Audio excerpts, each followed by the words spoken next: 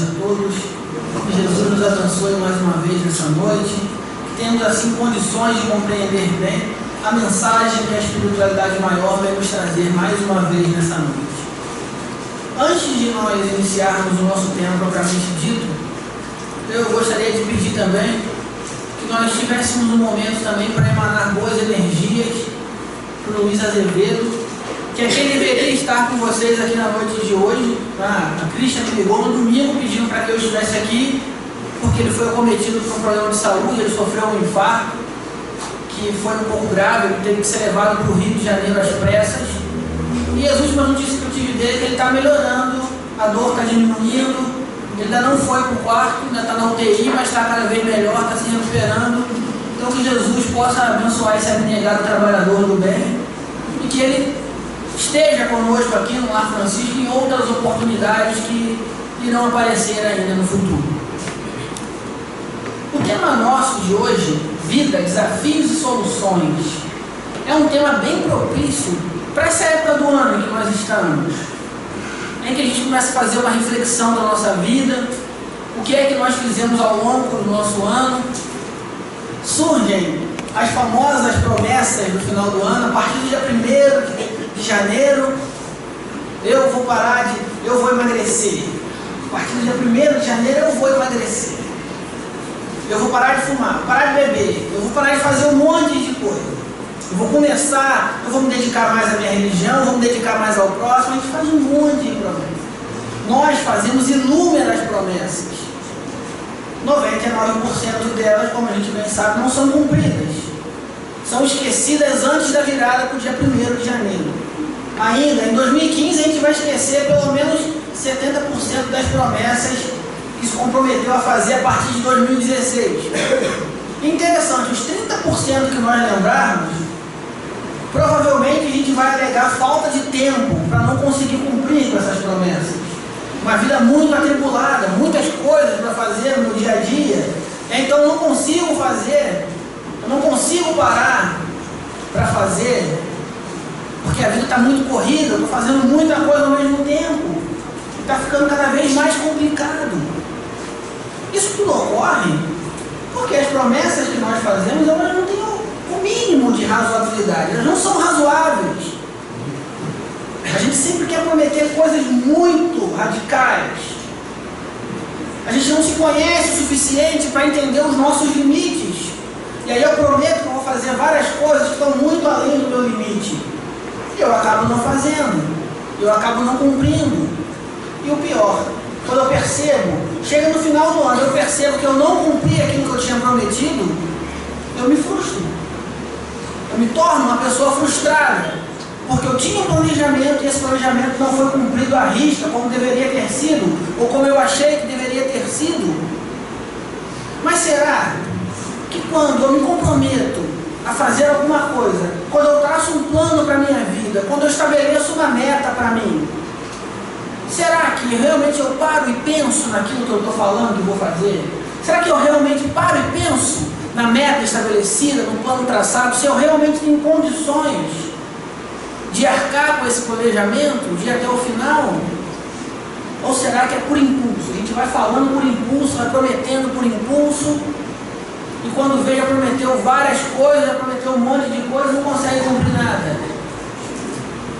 Quando eu falo da minha vida, dos desafios que a vida coloca à minha frente, que eu preciso vencer, que eu preciso transpor, que eu preciso encarar esses desafios, que eu preciso ser mais forte do que a onda de desânimo que me bate quando eu encaro um desafio, quando eu encaro um problema, uma dificuldade. Se eu parar para pensar que para todos os desafios que a vida me impõe, tem uma solução, será que a gente já parou para pensar nisso? Tudo o que acontece conosco, todas as dificuldades que nós encontramos na nossa caminhada, tudo aquilo que muitas vezes nos faz perder um pouco o prumo, deixa a gente um pouco desesperado, porque a gente enfrentou uma situação que de repente a gente não estava esperando enfrentar, a gente não sabe de onde veio, e agora, o que eu faço? Se a gente parar para pensar que tudo tem uma solução, tudo tem um entendimento, tudo tem uma maneira de ser resolvido, Será que isso para nós é algo razoável? Ou será que nós imaginamos que existem situações que, infelizmente, são desse jeito, a gente não vai conseguir resolver? Essa situação se apresentou para mim, Alex, e ela é assim, eu não consigo resolver, não tem solução, o que eu vou fazer é aprender a conviver com ela. A dieta que eu prometi, ou o vício que eu prometi também largar, seja ele de qual natureza for, Alex, é muito mais forte do que eu. O que eu vou fazer é aprender a conviver, tentar diminuir um pouco, mas eu não vou conseguir largar totalmente. Eu não vou conseguir cumprir essa meta totalmente. Estou me sentindo incapaz. Eu sei que existem situações na nossa vida em que a gente se sente como se estivesse numa pista de atletismo pronto para correr uma corrida de 100 metros rasos sem nunca ter feito uma caminhada na vida, totalmente despreparado para aquele momento ali. Em muitas oportunidades isso acontece conosco. A situação se apresenta para mim e eu me sinto totalmente despreparado para enfrentar aquela situação. Eu me sinto sem rumo. E agora, o que eu faço? Eu estou aqui, só tem atleta do meu lado. Eu sou o único amador. Como é que eu vou fazer para vencer essa corrida? Como é que eu faço para chegar no final? Não é nem vencer a corrida. Como é que eu faço para conseguir completar pelo menos os 100 metros? Mesmo que eu fique em último lugar. Mas como é que eu faço para isso? Primeira coisa, nenhum desafio que nos é proposto, que nos é colocado à disposição, nenhuma barreira que a gente tem que transpor, ela nos é apresentada pela espiritualidade, por Deus, por Jesus, sem que nós efetivamente estejamos preparados para vencer aquele desafio. Sem que nós efetivamente tenhamos condições de transpor aquela barreira, de vencer aquela dificuldade. Sem que nós realmente sejamos capazes de passar por aquele problema, mas passar com muita tranquilidade. Todos os problemas que nós tivemos até hoje, e que nós ainda teremos inúmeros até o final desta encarnação, nenhum desses problemas é grande demais para nós. Todos nós já estamos prontos para vencer essa dificuldade, para vencer essa barreira. O que acontece conosco muitas vezes é que nós esperamos que outros façam aquilo que nós deveríamos fazer. Eu estava ali esperando começar esse momento aqui, esperando a minha oportunidade de compartilhar de alguns momentos com vocês. E o Vitor tocava uma música ali, belíssima, uma música gospel, em que a letra da música diz que é uma pessoa pedindo a Deus um milagre na vida dela, pedindo uma transformação, pedindo para que Deus removesse uma pedra, chamasse pelo nome e ressuscitasse aquela pessoa. Tudo isso Deus faz. Alex, mas faz às vezes não adianta. Eu espero, eu peço o milagre não acontece. Porque eu não fiz a minha parte. Eu preciso querer realmente. Eu preciso fazer realmente a minha parte para que o milagre de Deus ocorra na minha vida. Então Deus vai remover a pedra, Ele vai me chamar pelo nome, pelo sobrenome, por nomes que eu nem conheço. Ele vai tentar me ressuscitar inúmeras vezes, vai fazer massagem cardíaca, respiração boca a boca, vai usar um desfibrilador em mim, meu coração não volta a bater. Enquanto eu realmente não quiser que a mudança real aconteça na minha vida. Enquanto eu realmente não buscar dentro de mim a força necessária para que aconteça esse momento de mudança, para que a minha vida se transforme, para que eu realmente seja o agente transformador da minha própria vida. Eu não posso ficar esperando que o outro faça por mim aquilo que é de minha responsabilidade fazer. Eu não posso colocar a minha vida na mão de outras pessoas, mesmo que esse outro ser seja Deus. Mesmo que esse outro ser seja Deus, eu tenho o direito de colocar as minhas vidas e deixar que outra pessoa vá reger a minha vida no meu lugar. Nós precisamos entender que as rédeas da minha vida ela tem que estar aqui, na minha mão. Sou eu quem comando a minha vida. Sou eu quem comando os meus destinos. Quando eu permito que outra pessoa tome as rédeas da minha vida e conduza a carruagem da minha vida no meu lugar, eu sofro. Eu sofro porque a outra pessoa vai tomar conta de algo que para ela não tem tanta consideração quanto tem para mim. Vai reger a minha vida de acordo com os interesses que ela tem, não de acordo com os meus interesses. A minha vida vai passar a ser conduzida por alguém que não me ama como eu me amo, que não entende as minhas necessidades como eu entendo, ou deveria pelo menos entender. Isso é causa de grandes aflições na nossa vida. Isso é causa de grande sofrimento. Eu vejo às vezes os casais apaixonados. Quão lindos são os casais apaixonados. Eu fico enternecido. Eu também gosto de estar apaixonado. Mas eu juro para vocês que eu me arrepio, chega a doer no meu ouvido quando eu escuto alguém falar assim: você é a razão da minha felicidade. Eu só sou feliz se eu tiver você. Gente, que coisa terrível se falar com uma outra pessoa, por mais lindo que possa parecer no primeiro momento. Mas é uma coisa terrível, é covardia, porque eu estou colocando na mão de outra pessoa algo que deveria ser responsabilidade minha, que é a minha própria felicidade. E é injusto com o outro, porque é uma responsabilidade muito grande que eu coloco nas mãos de uma outra pessoa, porque normalmente é o que acontece.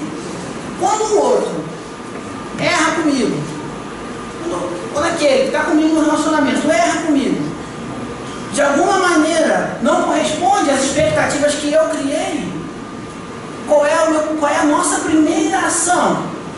É acusar o outro, é culpar o outro. Mas você não podia ter feito isso comigo. Mas fez porque você deixou fazer. Fez porque você permitiu que fizesse.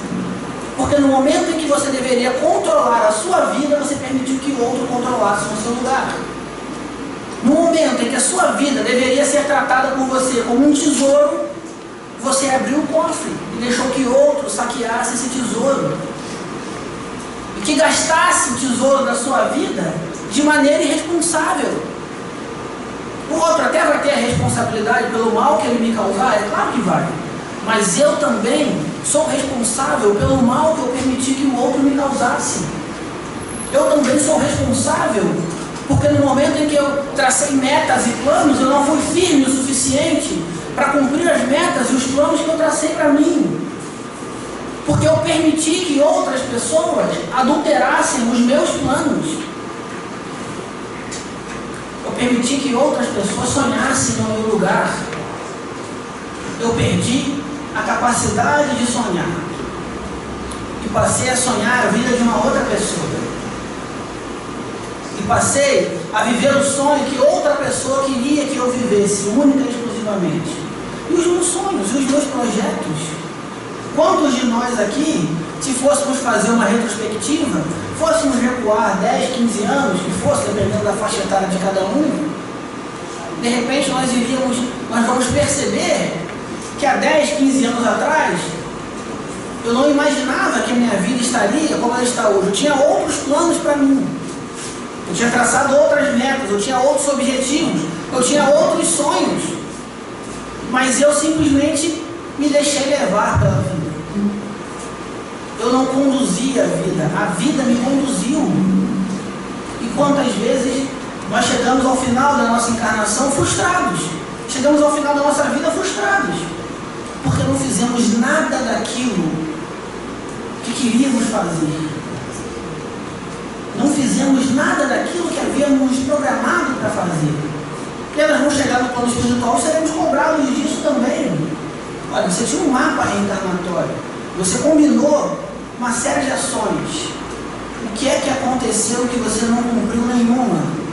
Ou a maioria você não cumpriu? O que é que aconteceu? É porque nós temos medo.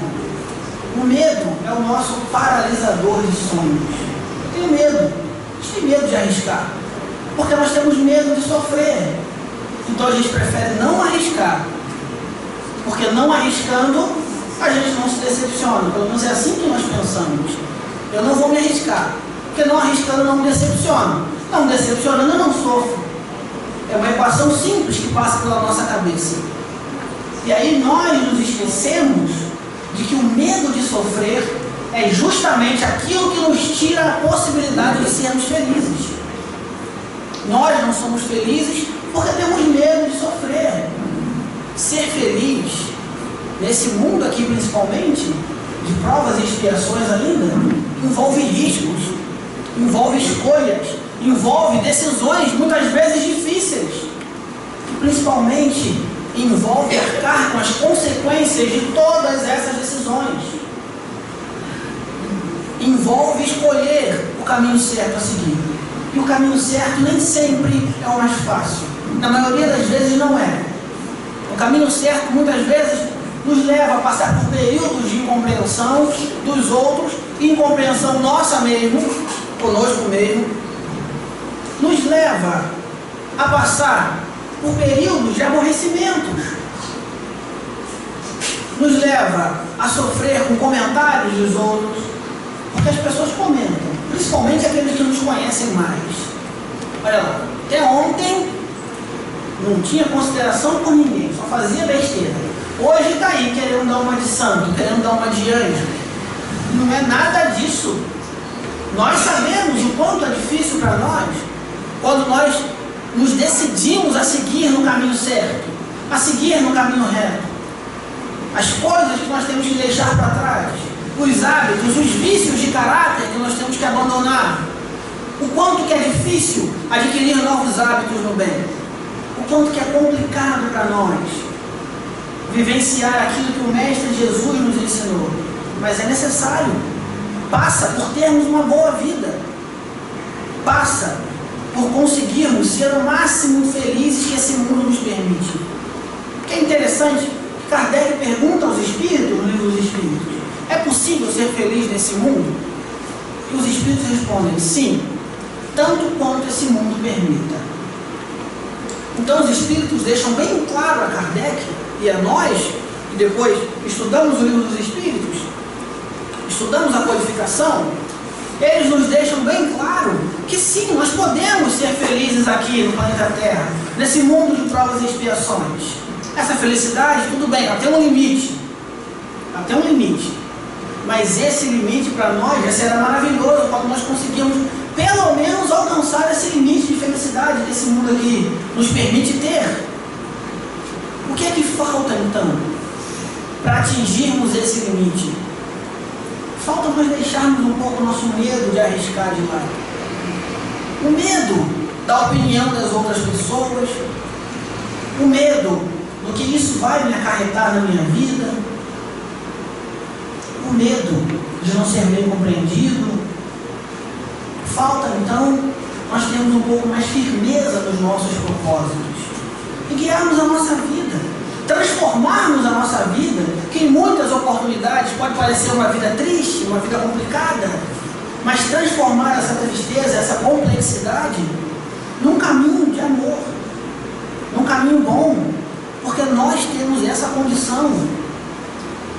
Todos nós precisamos perder o medo de vencer. Nós temos medo de vencer, porque nós nos julgamos incapazes muitas vezes de alcançar a felicidade, de alcançar os nossos objetivos, de transpor as barreiras que aparecem para nós. Então a gente está no nosso dia a dia, na nossa vida cotidiana, e a gente se contenta com pouco. A gente acaba se contentando com migalhas. Às vezes a gente está num relacionamento que é totalmente infeliz, mas eu não abandono esse relacionamento, porque eu tenho medo. Alex, se eu largar dele ou dela, como é que vai ser? Eu não vou conseguir mais ninguém. Quem disse que não? O mundo tem 7 bilhões de pessoas, é impossível que não exista uma pessoa boa que possa estar com você nesse mundo. E se não conseguir também, procure ser feliz também da maneira que está, por que não? Quem disse também que a felicidade está atrelada a ter outra pessoa ao seu lado o tempo inteiro? Então eu estou no meu ambiente de trabalho, eu não busco melhorar. Não, estou na crise, Alex, o trabalho é horrível, paga mal, é uma porcaria, meu chefe é grosso comigo, é mal educado. Não, mas a gente está numa crise, Alex, eu não vou tentar nada melhor. Por que não? Por que não? Por que eu tenho que me contentar com migalhas, independente do momento em que nós estejamos? Por que eu tenho que me contentar com migalhas? Então eu vou à casa espírita, Alex, mas eu tenho tão pouco estudo da doutrina, então eu não posso trabalhar na casa espírita. Como é que eu vou fazer? Por que não? Existem inúmeras oportunidades que qualquer pessoa que nunca leu o livro dos Espíritos pode fazer numa casa espírita. É pouco para nós. Chegar, sentar, assistir a palestra e ir embora. Nós podemos fazer mais. Nós podemos contribuir mais. Não nos sintamos incapazes, porque nenhum de nós aqui é. Nós somos filhos de Deus. Foi Deus que nos colocou aqui. Foi Deus que nos deu a condição de estarmos aqui, nesse nível evolutivo. Nesse momento em que não só o Brasil, mas o mundo passa por situações complicadas, e eu entendo, e a gente fala tanto de crise, e esquece que crise muitas vezes traz muitas coisas boas, porque crise, gente, é acerto de conta. Quando uma pessoa diz que está com uma crise conjugal, estou com uma crise no meu casamento, já é alguma coisa para resolver o problema, porque se identificou que tem um problema, está incomodando, então vamos resolver esse problema. É um acerto de contas. É lógico que a resolução do problema às vezes vai resultar na separação do casal, mas se estava infeliz, para que continuar? Se eu estou com uma crise no meu emprego, então eu vou sair do emprego? Se for a melhor solução, por que não? O que eu não posso é ficar sofrendo todo dia, chegar naquele estágio que eu não quero nem mais ir trabalhar. Acordo de manhã pensando assim, eu não acredito que eu vou ter que passar mais um dia naquele lugar, aguentando aquelas pessoas, passando pelo que eu passo, em situações de humilhação. Por que que nós somos obrigados a isso? Não somos, nenhum de nós é. Então é necessário que a gente analise a nossa vida e procure perceber que rumo a nossa vida está tomando. O que é que eu estou fazendo com a minha vida? Será que eu estou conseguindo encontrar soluções para os desafios que eu tenho tido, que têm se apresentado para mim? Será que eu tenho sido capaz de solucionar esses problemas? De cara eu já digo para vocês, sim, todos nós somos capazes de solucionar qualquer dificuldade na nossa vida. A questão é que, como eu disse anteriormente, muitas vezes nós não queremos. Falta ainda força de vontade em nós para solucionar essas questões complicadas, para mudar o rumo da nossa história, para caminharmos para frente ao invés de ficarmos parados. Já que para trás a gente não anda, então que a gente caminhe para frente. Chega de ficar parado, vamos soltar essa bola de ferro que prende o nosso pé, que nos impede de caminhar. Porque essa bola de ferro que nos prende foi posta ali por nós mesmos, nós é que nos prendemos, nós é que tolimos a nossa capacidade de crescimento, nós é que impedimos que a nossa luz brilhe no mundo, nós é que não permitimos que a nossa capacidade seja colocada em prol da humanidade, para que possa também ajudar outras pessoas. Quais têm sido os impactos, as escolhas que nós temos fazendo para nós mesmos? É uma pergunta que nós deveríamos nos fazer. As escolhas que eu estou tomando atualmente, qual é o impacto? Isso está me impactando de que maneira? E aí a gente vai depois um pouco mais além, depois que nós descobrirmos qual é o impacto que essas escolhas têm sobre nós, a gente caminha um pouco mais além. Agora eu preciso descobrir o que é que essas escolhas que eu tenho tomado, que eu tenho tido, que eu tenho feito, o que é que elas estão causando nas pessoas ao meu redor. Qual é o impacto que essas escolhas causam nas pessoas que estão mais próximas a mim no meu dia a dia, independente do ambiente que seja. Porque nós também somos responsáveis por isso. Eu sou responsável pelo bem que eu causo em mim e pelo bem que eu causo no outro também. Eu também sou responsável pelo mal que eu causo a mim mesmo e pelo mal que eu causo no outro também. Eu também tenho a minha parcela de responsabilidade. Por mais que, conforme já tenhamos dito, o outro só vai se afetar pelo mal que eu causar se ele permitir, se ele deixar. Mas o simples fato de eu causar mal a alguém, de eu tentar, já me torna um devedor daquela pessoa. Já me torna uma pessoa com responsabilidade sobre aquilo que eu fiz. Assim como também o bem que eu causei a mim mesmo, que eu causei a alguém, também vai me dar crédito junto àquela pessoa. bem que eu causar, todo o bem que eu praticar. Isso me faz lembrar uma história que eu peguei num livro chamado Pequenos Milagres. Esse livro é muito interessante. Ele conta diversas histórias. E essas histórias, elas são, assim, histórias fantásticas, né? Que teoricamente seriam milagres. Porque normalmente não aconteceriam. E uma das histórias desse livro fala de um casal norte-americano, pós-Segunda Guerra, alguns anos após a Segunda Guerra. Ela, dona de casa, ele, um engenheiro civil, e ele recebe uma oferta de trabalho para ir trabalhar no Japão. O Japão estava se reconstruindo depois da Segunda Guerra Mundial, depois das duas grandes bombas atômicas jogadas em Hiroshima e Nagasaki. O Japão estava se reconstruindo. E ele recebeu a proposta, mas ele tinha que ir sozinho, sem a esposa. E ia ficar 6 meses no Japão. Ela não queria muito que ele fosse, mas ele conseguiu convencer: não, mas o dinheiro é muito bom, com esse dinheiro a gente paga a hipoteca da casa, e mais, a gente compra uma casa maior, a gente vai ter uma vida melhor, meu amor. Conseguiu convencer ela a ir, e foi. E ele se correspondia sempre com ela. O telefone não era tão simples, mas carta, toda semana chegava carta, e pelo menos uma vez a cada 15 dias ele conseguia uma ligação e falava com ela no telefone. E assim foi indo. Ao final dos primeiros 6 meses, ele liga para ela e fala: olha, eles estão querendo estender meu contrato mais 6 meses. E ela: não, mas vai ficar 1 ano longe. Não pode, não faz isso. Mas, meu amor, olha o dinheiro, a gente vai poder, né, comprar uma casa grande. Quando eu voltar para aí, nós poderemos ter filhos, nossos filhos vão ter uma vida boa, vão poder estudar em excelentes colégios, fazer faculdade. Vamos pensar no nosso futuro. Só mais 6 meses. Já ficamos 6 meses, mais 6 meses. E ela aceitou. Dessa vez as coisas mudaram um pouco.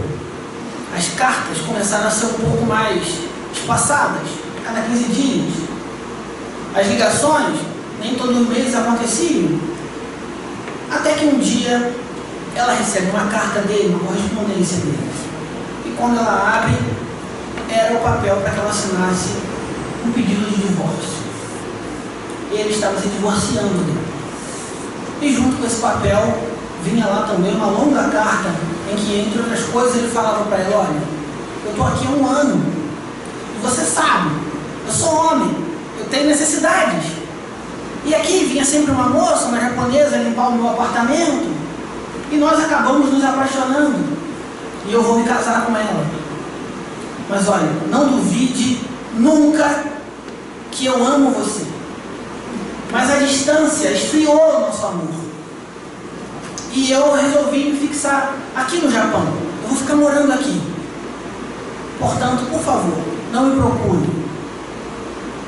Aceite. Eu espero que você seja muito feliz. Não se esqueça, eu amo você. Assim ele dizia, terminava a carta, dizendo ainda que a amava. Ela, logicamente, ficou irada com aquilo. Como tem essa disfarçatez de dizer que me ama? Me manda uma coisa dessa aqui para eu assinar. Isso é um absurdo.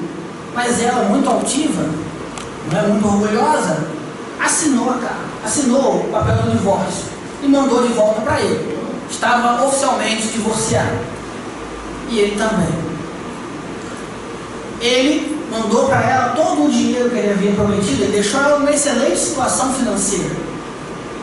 Passado aproximadamente 2 anos que ele estava no Japão, ele não se correspondia mais com ela. Ou seja, 1 ano após o divórcio, ele manda uma nova carta. E na carta, ele manda uma foto dele com a esposa grávida. E diz: olha aí a mulher com quem eu me casei aqui no Japão. Eu estou mandando essa carta para você porque eu confio em você. Eu amo você. Sei que você também me ama. Assim como eu também a amo. Não me pergunte, não me peça para explicar. Mas eu também a amo. Ela conquistou o meu carinho, a minha afeição, o meu afeto. E ela viu aquilo e ficou possessa, mas não é como? Me manda uma carta dele, da esposa. E na carta ele dizia mais. Ele dizia: e ela está esperando um fruto do nosso amor. Ela está grávida. E ela ficou abismada com aquilo. Não conseguia entender. E olhou aquela foto e falou assim: não acredito que ele me trocou por isso. Eu, a mulher alta, loira, americana, essa coisinha mirrada não deve ter nem meio metro de altura. Como que ele me trocou por isso? Passado também, depois, uns 10 meses, 10 a 11 meses aproximadamente, ela recebe uma nova carta dele. Dessa vez uma foto da filha recém-nascida. Essa é a minha princesa japonesa. Eu gostaria que você a conhecesse, porque nos sonhos mais belos que eu teci com você, eu imaginava que nós também teríamos filhos. E ela ficando com cada vez mais raiva dele. E ela nunca respondia nenhuma carta dele, nunca. Um belo dia, depois disso passaram-se mais uns 3 anos, ela recebe uma nova carta dele.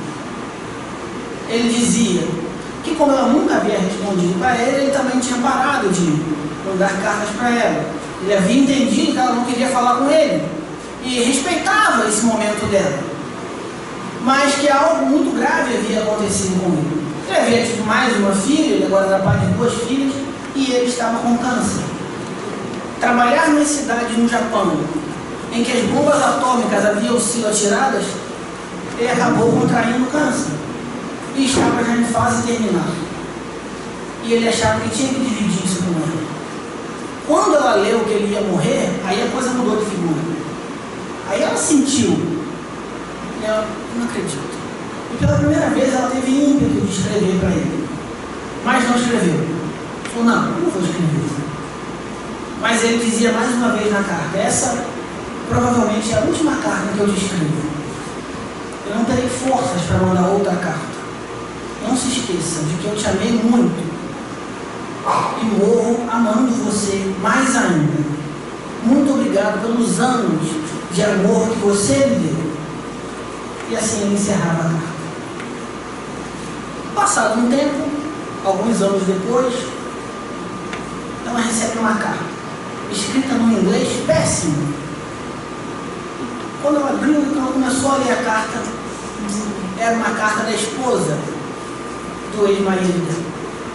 E nessa carta ela dizia que havia sido baixada uma lei no Japão, que aqueles norte-americanos que haviam morrido lá, que haviam constituído família lá, a família não havia se tornado norte-americana.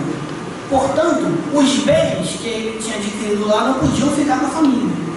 Iam ser enviados para ela nos Estados Unidos. Ela ia ficar mais rica ainda do que ele já havia deixado ela. E que ela pedia, por favor, se ela poderia, pelo menos, cuidar da filha mais nova dela, porque ela estava no Japão passando fome.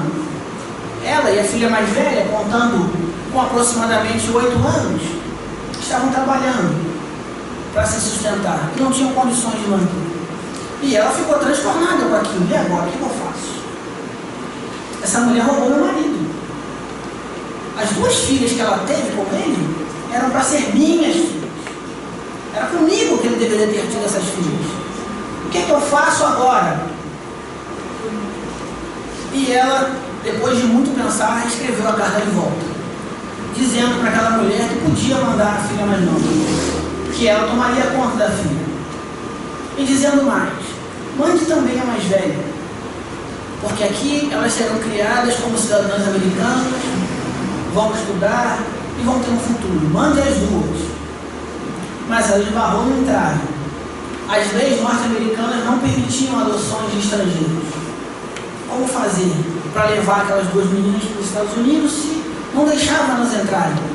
E ela, como era muito influente na comunidade dela, ela começou uma campanha que chegou até o Congresso norte-americano e fez com que se mudasse a lei, só para que ela pudesse adotar aquelas 2 meninas.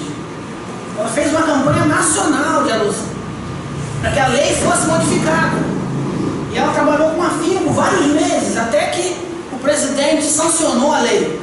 E aí ela levou as 2 meninas para lá. Passados 6 meses, aquelas 2 meninas, e ela pensou, se eu trouxe as filhas, por que eu não trago também a mãe? O que é que me impede? Eu já me afeiçoei tanto a essas meninas. E mandou buscar também a mãe. E assim levou a mãe para lá. E adotou a mãe, que era muito mais nova do que ela, pelo menos uns 12, 13 anos mais nova do que ela, adotou a mãe também como filha.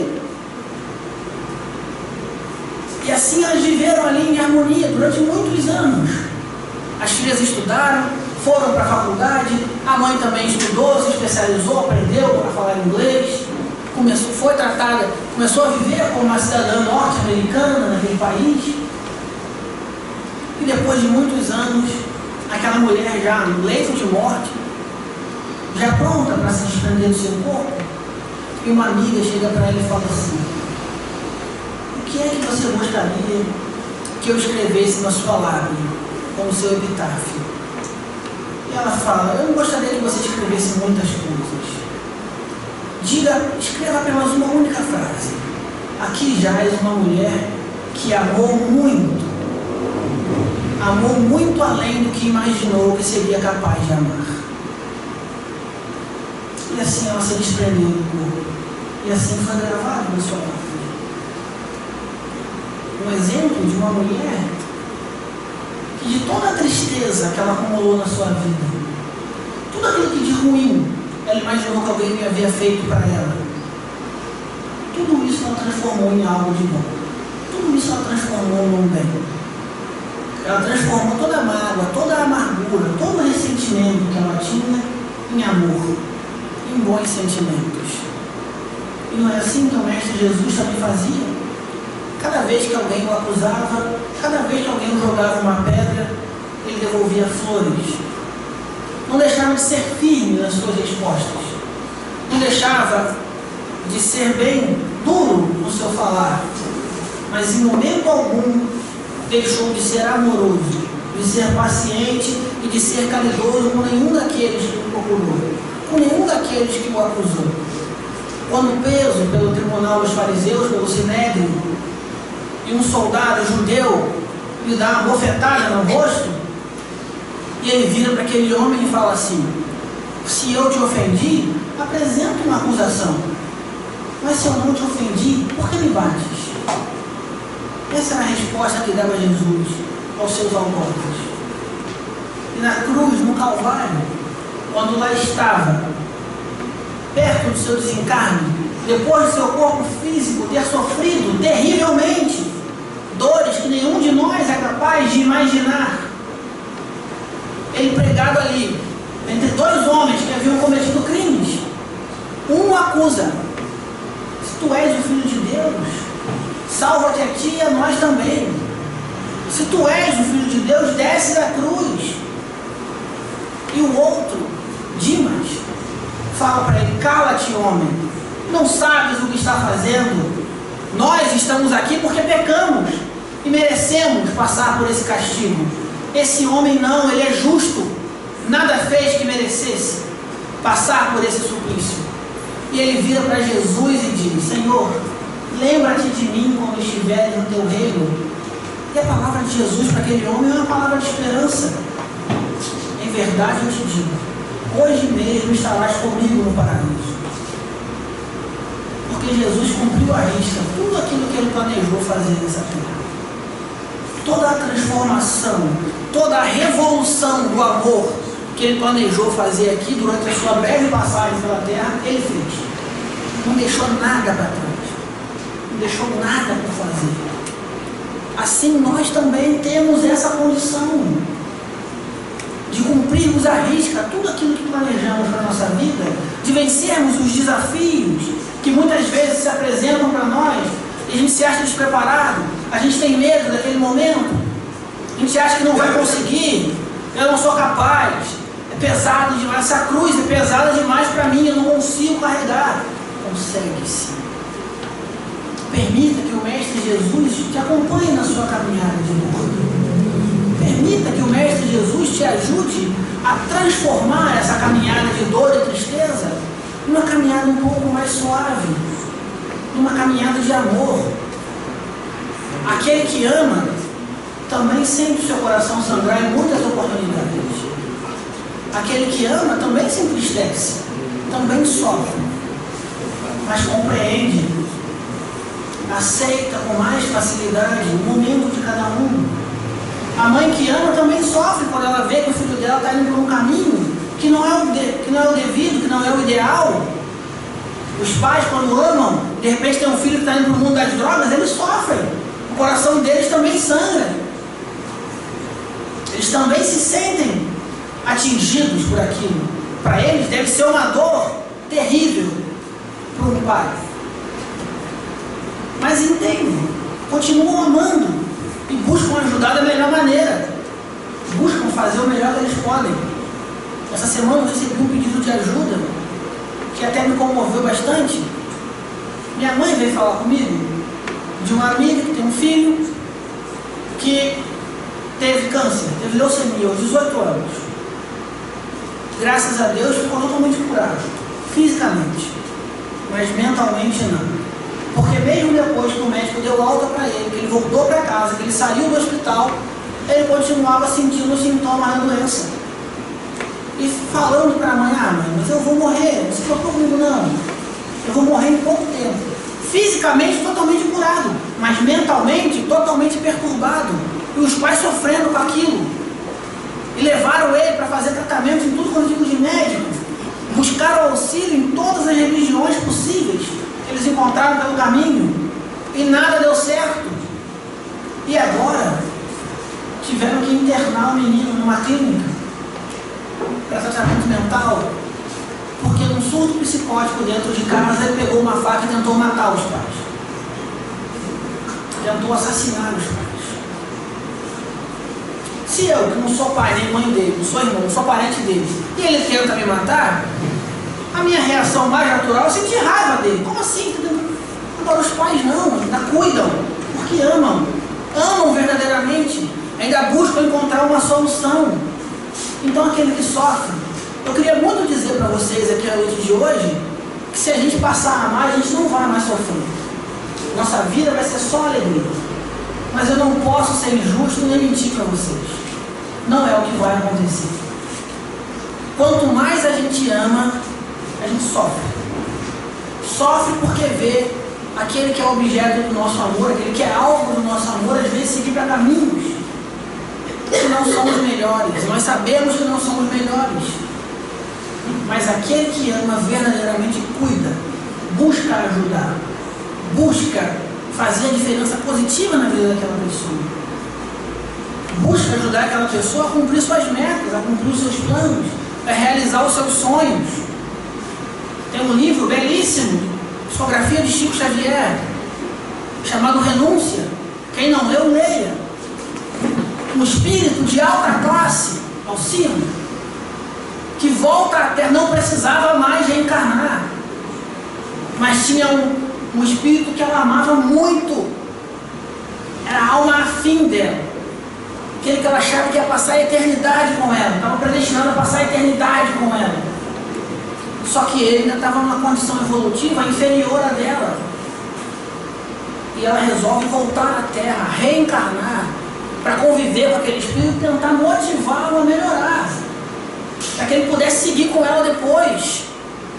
E é interessante que aquele que era o mentor dela, o outro espírito de alta classe, ainda fala para ela, mas você não precisa ir, você pode ajudar ele daqui, você não precisa mais reencarnar, você já passou desse ponto. Ela fala para ele, não, mas eu preciso, porque aqui eu não vou ter com ele o mesmo alcance que eu vou ter lá, do lado dele. Aqui eu não vou ter o mesmo alcance que eu terei lá caminhando com ele, partilhando a vida com ele. E ela volta e sofre muito, por vários motivos, mas continua amando, continua cuidando, continua querendo o bem, continua buscando o melhor. E é assim que nós fazemos por aquele que nós amamos. É assim que nós agimos quando sentimos o verdadeiro amor brotar no nosso coração. Nós compreendemos, entendemos mais o erro do outro, buscamos ajudá-lo a se livrar dessas amarras que muitas vezes nós não temos mais, porque o nosso amor nos libertou. O amor liberta. O amor nos ajuda a alçar voos mais altos. O amor nos inspira a sermos melhores a cada dia. Alex, mas olha, eu tive um namorado, eu tive uma namorada, eu fui casada, e depois, Alex, você acredita, Alex? Me deixou, me largou, eu amei tanto, e ele não soube cuidar do meu amor, ela não soube cuidar do meu amor, me deixou para trás. Você acha que isso é justo, Alex? Agradeça por dois motivos. Primeiro, você não encosto, gente, foi embora. Agradeça a Deus. E segundo, agradeça mais ainda, porque durante o tempo em que vocês estiveram juntos, essa pessoa, esse ser, te inspirou a ser o melhor que você podia ser. Você procurou ser o melhor, dar o melhor de si para aquela pessoa. Procurou ser verdadeiramente bom para aquele que era amado, para aquela que era amada. Então agradeça a Deus pela oportunidade de exercitar o amor na sua plenitude. Agradeçamos a Deus todos os dias pelas oportunidades que temos de sermos melhores. Eu tenho certeza que só no dia de hoje, inúmeras, dezenas de oportunidades de fazer o bem se apresentaram à nossa frente, se apresentaram ao nosso, para que nós pudéssemos aproveitá-las. E quantas dessas oportunidades nós efetivamente aproveitamos? Quantas dessas oportunidades nós transformamos em ação, em realidade? Ou será que nós mais uma vez apenas ficamos na intenção de fazer o bem?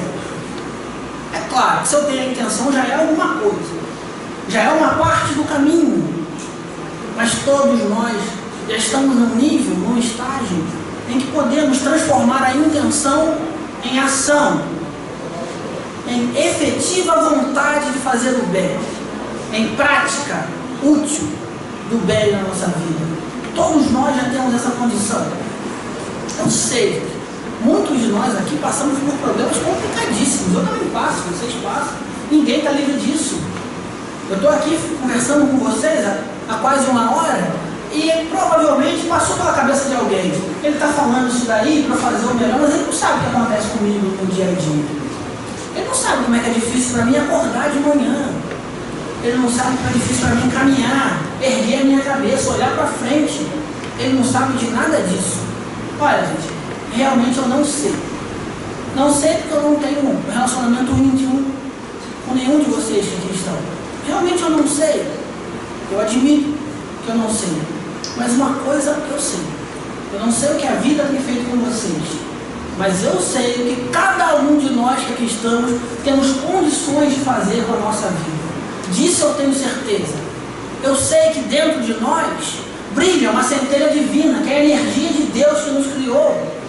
Eu sei que eu fui criado por Deus. Eu sou um ser divino, imortal, que tenho infinitas capacidades, que tenho talentos que eu ainda não descobri que tenho, que estou descobrindo ao longo da minha história evolutiva, que chegarei num nível evolutivo de Jesus. Um dia eu chegarei no Espírito Cristo. Essa é a única fatalidade que nós temos.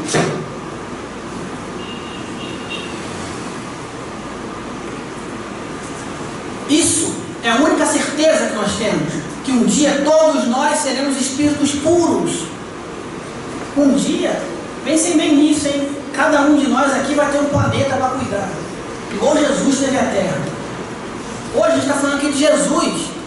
Daqui a algumas encarnações, eu não sei quantas, depende de cada um, estarão pessoas numa sala, que pode ser parecida com essa, falando sobre vocês, que é o nosso modelo e guia, que é o nosso exemplo. Porque é assim que a vida foi criada por Deus, para constante evolução. E nós nunca deixaremos de evoluir. Nós não temos limite para aquilo que podemos fazer de bom. Acreditemos nisso. Interiorizemos isso. Hoje, a vida me trata mal. Eu permito que a vida me trate mal. Nós permitimos que em muitas oportunidades a vida nos trate mal. Mas todos nós temos condições de transformar esse mal em bem. Nenhum de nós aqui é incapaz disso. Muito pelo contrário. Só de podermos estar aqui ouvindo a mensagem de Deus já denota que nós temos capacidade de compreender essa mensagem e transformar essa mensagem em algo de útil, não só para mim, mas para as outras pessoas que caminham comigo, para a humanidade. Eu ouvi aqui o Victor nos conclamando todo dia às 18 horas, fazer uma oração, participar de uma corrente do bem. Gente, por que não fazemos? Coloca o relógio aí para despertar. É algo tão simples, não vai tomar nem 20 segundos do nosso tempo. Por que não fazer?